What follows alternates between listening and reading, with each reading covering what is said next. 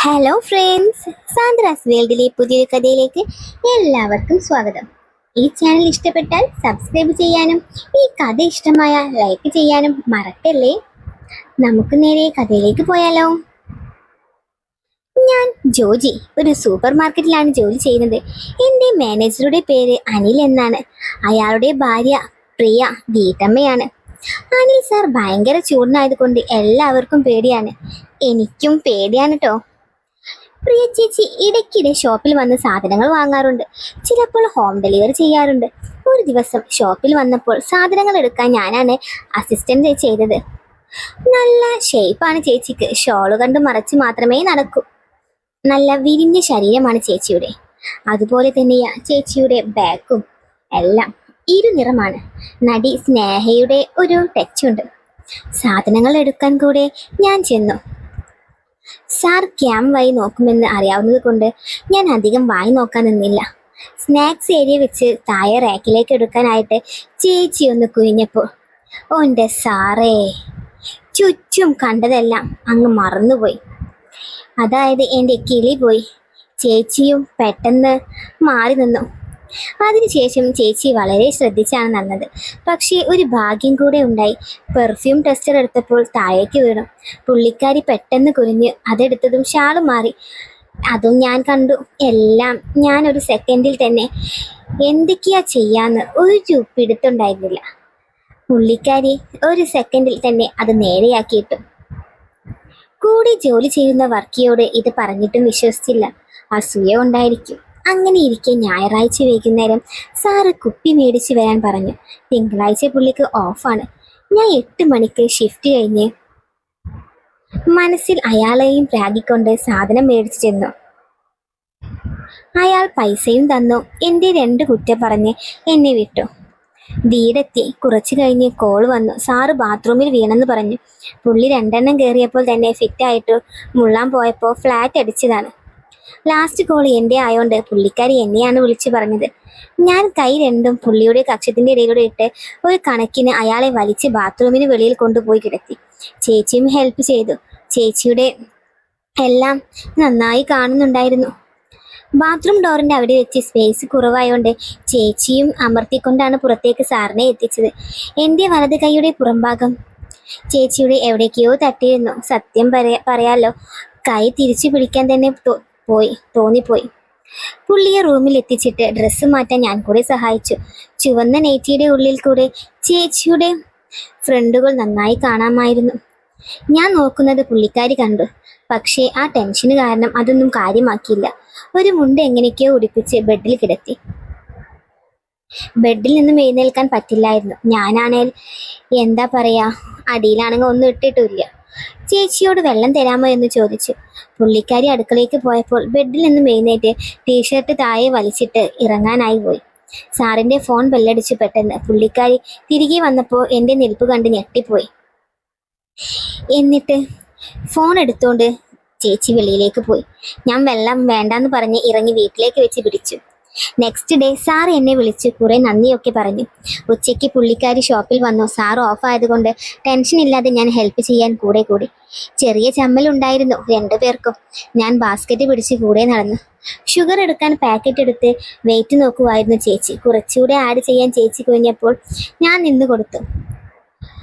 ചേച്ചിയുടെ ബാക്ക് എൻ്റെ ഫ്രണ്ടിലൂടെ തട്ടുന്നുണ്ടായിരുന്നു. ഞാൻ അവിടെ സ്വർഗം കണ്ടു. പുള്ളിക്കാരി ഒന്ന് അമർത്തിയിട്ട് ഒന്ന് ഉരച്ചു. എന്നിട്ട് തിരിഞ്ഞ് എന്നെ ഫേസ് ചെയ്ത് എൻ്റെ ബാക്കിലുള്ള ഷെൽഫിൽ നിന്നും മുളകുപൊടി എന്തോ പ്രൈസ് നോക്കാനായി എടുത്തു.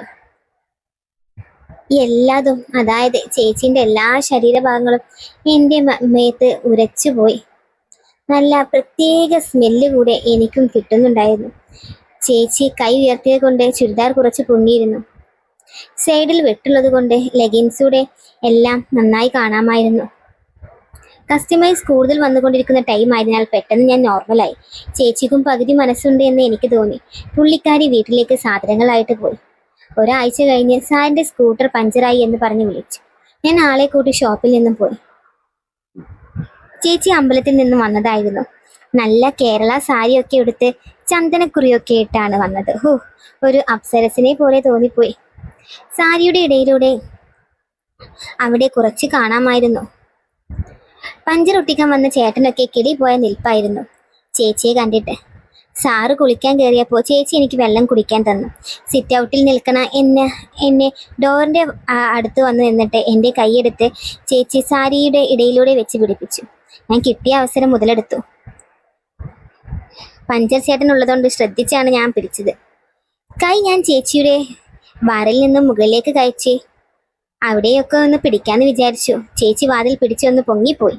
പെട്ടെന്ന് ചേച്ചി എന്നെ അകത്തേക്ക് വലിച്ചു. എന്നിട്ട് ചേച്ചി എന്നെ എന്തൊക്കെയോ ചെയ്തു. കാരണം ഞങ്ങൾ അത്രേ അടുക്കാനുള്ളത് എന്തെന്നാൽ ഞങ്ങൾ ആ സൂപ്പർ മാർക്കറ്റിൽ നിന്ന് ചെറുതായിട്ടൊന്ന് രണ്ടുപേരും മനസ്സിൽ ഒരുപാട് ആഗ്രഹങ്ങൾ കാത്തു സൂക്ഷിക്കുന്ന ആളാണെന്ന് മനസ്സിലായി. അതുകൊണ്ട് തന്നെയാണ് ചേച്ചിക്ക് എന്നെ വല്ലാണ്ട് അങ്ങ് ബോധിച്ചത്. എന്തു പറയാൻ, എൻ്റെ നല്ല കാലം. പക്ഷേ സാറ് ബാത്റൂമിലാണെന്നുള്ള കാര്യം ചേച്ചി ആകെ മറന്നു പോയെന്ന് തോന്നുന്നു. അതുമാത്രമല്ല, പഞ്ചറൊട്ടിക്കാൻ വന്ന ചേട്ടനെയും ചേച്ചി മറന്നു.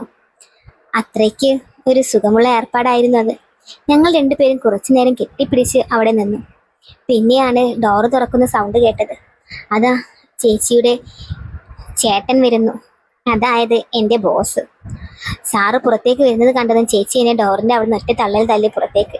ഞാൻ നേരെ വന്ന് വീണത് ആ പഞ്ചർച്ചേട്ടൻ്റെ മേത്ത്. അപ്പോൾ പഞ്ചർച്ചേട്ടൻ അയ്യോ എൻ്റെ അമ്മേ എന്ന് പറഞ്ഞ്. അപ്പോൾ സാറ് വെളിയിലേക്ക് വന്ന് ചോദിച്ചു, എന്താണെന്ന് ചോദിച്ചു. അപ്പോൾ പഞ്ചർച്ചേട്ടൻ പറഞ്ഞു, ഓ അതെൻ്റെ മേത്തോട്ട് വന്ന് വീണതാ, വേറെ കുഴപ്പമൊന്നുമില്ല. അങ്ങനെ പഞ്ചറൊക്കെ ഒട്ടിച്ച് ആ ചേട്ടൻ സാറിൻ്റെ കയ്യിൽ നിന്നും ക്യാഷും വാങ്ങിപ്പോയി. അപ്പോൾ സാറ് പറഞ്ഞു, നീ ഇവിടെ നിന്നോ, നീ ഇവിടെ നിൽക്ക്, ഞാൻ പോയിട്ട് ഡ്രസ്സ് ചേഞ്ച് ചെയ്തിട്ട് വരാം, നമുക്കൊന്ന് പുറത്തേക്ക് പോവാം, ചേച്ചിയെയും വിളിക്കാം എന്നും പറഞ്ഞ് അയാൾ ഉള്ളിലോട്ട് പോയി ഡ്രസ്സൊക്കെ ചേഞ്ച് ചെയ്ത് പുറത്തേക്ക് വന്നു. അങ്ങനെ അവര് 3 പേരും കൂടി ഒരു ഔട്ടിങ്ങിന് പോയി. സാറിന് തീരെ വയ്യ. അപ്പൊ തന്നെ എനിക്ക് മനസ്സിലായി ചേച്ചി അത്തായപ്പട്ടിണിയാണെന്ന്. അപ്പോൾ ഞാൻ വിചാരിച്ചു ചേച്ചിയെ ഒന്ന് ശരിക്കും സുഖിപ്പിക്കണമെന്ന്. അങ്ങനെ ഞങ്ങൾ ചെറിയൊരു ഹോട്ടലിൽ റൂമൊക്കെ എടുത്തു. ഞാൻ സെപ്പറേറ്റ് ആണ് എടുത്തത്, അവർ 2 പേരും ഒരു റൂം. അങ്ങനെ ചേട്ടൻ ഉറങ്ങുന്ന നേരം ചേച്ചി എൻ്റെ റൂമിൻ്റെ വാതിൽ വന്ന് മുട്ടി. എന്നിട്ട് ചേച്ചിയെ ഞാൻ ഉള്ളിലോട്ടൊരു വലിയ അങ്ങ് വലിച്ചു. പിന്നെ അവിടെ നടന്നതൊക്കെ നല്ല സംഭവ ബഹുലമായ കാര്യങ്ങളായിരുന്നു. അതായത് 2 പേരും കടി തീർക്കാനായിട്ടുള്ള ആൾക്കാരായിരുന്നു. പരസ്പരം സുഖിപ്പിക്കുകയും ചെയ്തു. ഞങ്ങളുടെ 2 പേരുടെയും കടിയും മാറ്റി. അപ്പോൾ ഇന്നത്തെ കഥ ഇത്രയേ ഉള്ളൂ. ഇതിൻ്റെ സെക്കൻഡ് പാർട്ട് വേണമെന്നുള്ളവർ കമൻറ്റ് ചെയ്യുക. അതുപോലെ ഈ ചാനൽ ഇഷ്ടപ്പെട്ടാൽ സബ്സ്ക്രൈബ് ചെയ്യാനും ഈ കഥ ഇഷ്ടമായ ലൈക്ക് ചെയ്യാനും മറക്കരുത്. നമുക്ക് പുതിയൊരു കഥയുമായി വീണ്ടും കാണാം. Okay, by.